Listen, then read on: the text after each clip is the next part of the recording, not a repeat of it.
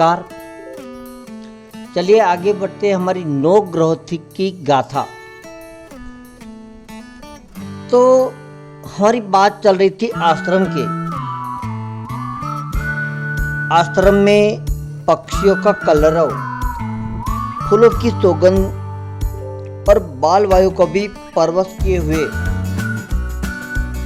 निर्विकल्पानंद जी चबूतरे पर बैठे हुए हैं और शिष्यगण अपनी आतुरता से गुरु जी की वाणी सुनने को इंतजार से है। तो विनय पूर्वक गुरु जी के सामने बैठे हुए हैं। गुरु के मुख पर मंद मंद हंसी आ रही है। सबसे पहले तो नवग्रह के जन्म ये सुनने के लिए आप सभी भी बहुत ही इंतजार करते हुए, तो बड़े भाग्यशाली की बात है कि आप सभी को इसमें पसंद आई मेरी बात। और ये नवग्रह की गाथा, और ये शास्त्र में बताया गया है कि किसी के द्वारा श्रवण की इच्छा रखना ही उत्तम विषय है, क्योंकि श्रवण, कीर्तन, स्मरण, पाद सेवन, अर्चना, वंदना, दास्य भाव, सख्य भाव, आत्मनिवेदन, ये भक्ति योग के 9 विधान हैं। और इन 9 को मिलाकर नवधा या नव विधि भक्ति भी कहा गया है। इन 9 विधानों में श्रवण विधान प्रथम, प्रधान और विशिष्ट स्थान रखता है। भक्ति प्रक्रिया में श्रवण विद्या ही उनका बहुत ही बड़ा महत्व है। तो नवग्रह की गाथा, जैसे मान लीजिए 72 और 72 पुराण ही है, और इस नवग्रह की गाथा का श्रवण निरंतर और निर्विघ्न रूप से संपन्न होना चाहिए। नवग्रह की गाथा, जैसे ये श्रवण एक हमारे नवग्रह की आराधना करने के समान है, ऐसे हमारे ऋषि मुनियों और विज्ञानों ने बताया है। तो यहाँ पर गुरुजी, इनका अर्थ ये हुआ कि नवग्रह पुराण के श्रवण को प्रारंभ करके समाप्ति तक हम कहीं पर भी संचार नहीं कर सकते। ऐसा गुरुजी के सामने विमलानंद जी ने प्रश्न किया। तो गुरुजी ने संकल्प किया है ना कि नवग्रह पुराण का श्रवण शुभारंभ करके उसे शुभ समाप्त किया जाए। तो यहाँ पर एक और शिष्य का सवाल आया, सदानंद जी ने गुरुजी के सामने अपनी एक जिज्ञासा रखी, और इस सदानंद को सदा संदेह ही बना रहता है। और चिदानंद ने हंसते हुए कहा, सभी शिष्यों ने सुर में सुर श्रुति को मिला दिया। तो संदेह एक मानसिक अन्वेषण है। संदेह का समाधान पाना भी साधना का एक भाग है। तो यहाँ पर प्रश्न करने से यह संदेश प्राप्त होता है। तो सुना है ना, जैसे कहते हैं कि सुना है ना। तो यहाँ पर निर्विकल्पानंद जी ने मुस्कुराते हुए अपने शिष्य से पूछा कि सदानंद, तुम्हारा संदेश क्या है? तो सदानंद कहते हैं, कुछ नहीं गुरुजी, ये नवग्रह का नाम सुनकर मनुष्य भय और भक्ति में डूब करके पूजा करता है, आराधना करता है। तो ये भक्ति पूजा ऐसा किस लिए? तो गुरुजी ने कहा, बहुत ही अच्छा प्रश्न है। सत्य है, मानव अपने भय को भक्ति से सम्मिलित करके नवग्रह देवता की ही आराधना करते हैं, और नवग्रह देवता का प्रभाव और प्रताप है और इतना प्रबल। तो यहाँ पर निर्विकल्पानंद जी ने, जो गुरुजी थे, उसने बात को विस्तार से देते हुए कहा कि मानव मातृ गर्भ में आने के क्षण से कालगर्भ में समाहित होने तक उनका संपूर्ण जीवन नवग्रह के प्रभाव पर आधारित रहता है। तो नवग्रह का सूक्ष्म परिधि में और स्थूल परिमाण में भी मानव को नियंत्रित करके उसके गमन को निर्देशित करता है।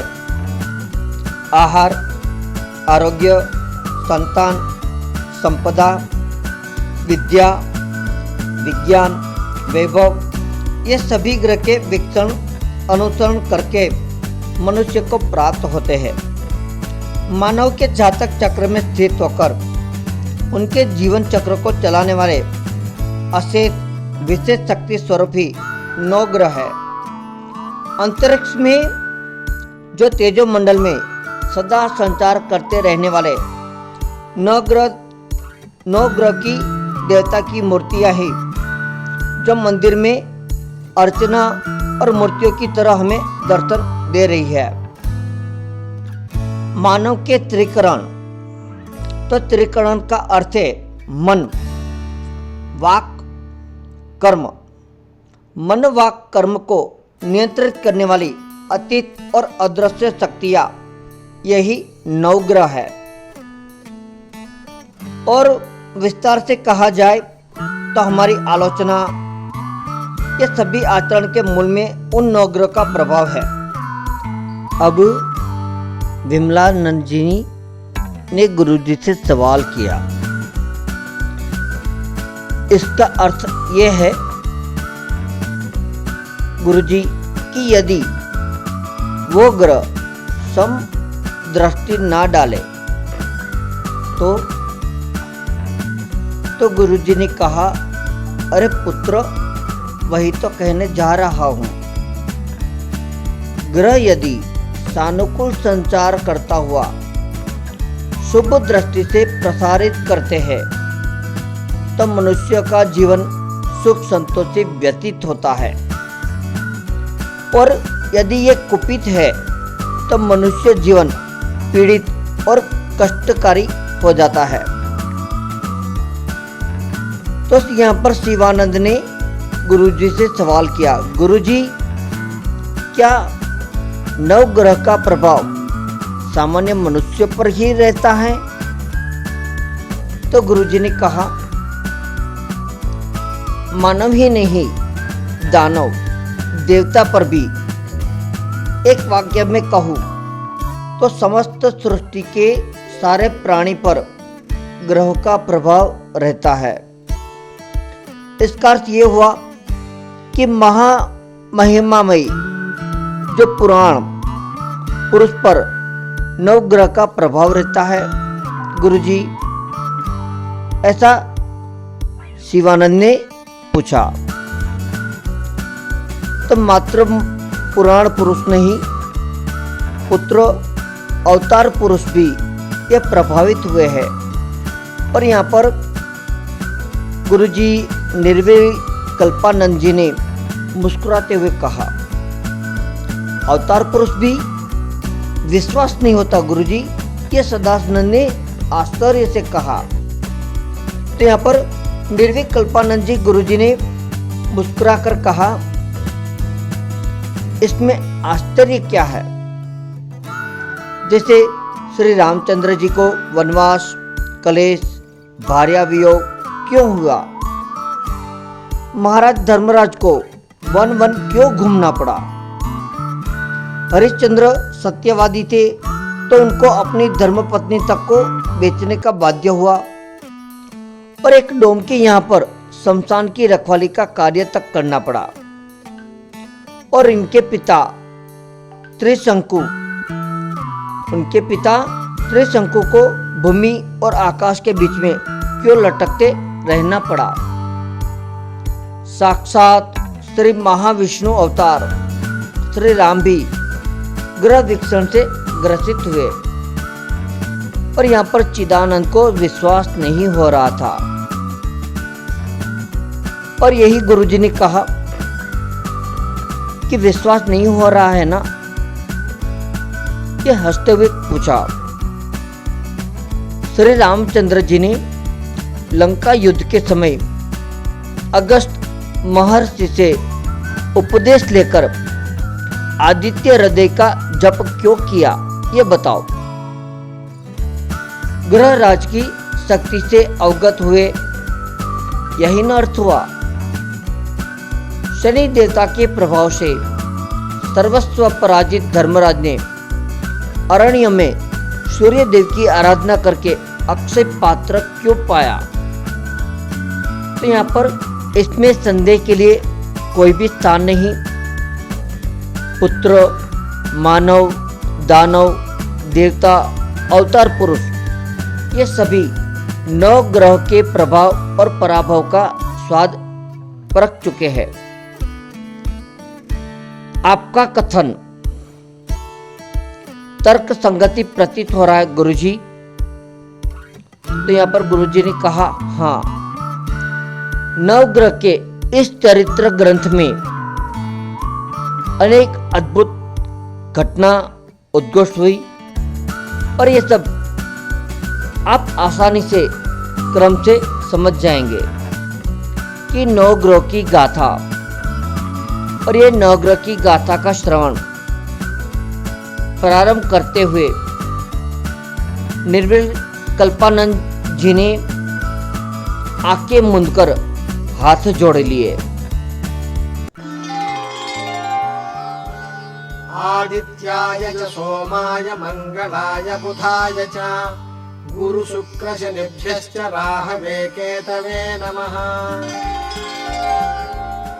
जपा कुसुम संकाशं काश्यपेयं महाद्युतिं तमोरिं सर्वपापघ्नं प्रणतोऽस्मि दिवाकरं।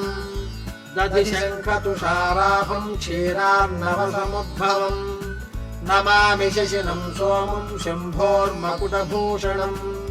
धरणीगर्भसम्भूतं विद्युत्कान्तिसमप्रभं कुमारं शक्तिहस्तं तं मङ्गलं प्रणमाम्यहम्। प्रियङ्गुकणिकाश्यामं रूपेणाप्रतिमं बुधं सौम्यं सौम्यगुणोपेतं तं बुधं प्रणमाम्यहम्। देवानां च ऋषीणां च गुरुं काञ्चनसन्निभं बुद्धिमन्तं त्रिलोकेशं तं नमामि बृहस्पतिम्। हिमकुन्दमृणालाभं दैत्यानां परमं गुरुम् सर्वशास्त्रप्रवक्तारं भार्गवं प्रणमाम्यहम्। नीलाञ्जनसमाभासं रविपुत्रं यमाग्रजं छायामार्ताण्डसम्भूतं तं नमामि शनैश्चरम्। अर्धकायं महावीर्यं चन्द्रादित्यविमर्दनं शिंहिकागर्भसम्भूतं तं राहुं प्रणमाम्यहम्। पलाशपुष्पसङ्काशं तारकाग्रहमस्तकं रौद्रं रौद्रात्मकं घोरं तं केतुं प्रणमाम्यहम्। इति व्यासमुखोद्गीतं यः पठेत् सुसमाहितः दिवा वा यदि वा रात्रौ विघ्नशान्तिर्भविष्यति। नरनारीनुपाणां च भवेत् दुष्स्वप्ननाशनम् ऐश्वर्यमतुलं तेषामारोग्यं पुष्टिवर्धनम्। ग्रहनक्षत्रजाः पीडाः तस्कराग्निसमुद्भवाः तात्सर्वाः प्रशमं यान्ति व्यासो ब्रूतेन संशयः।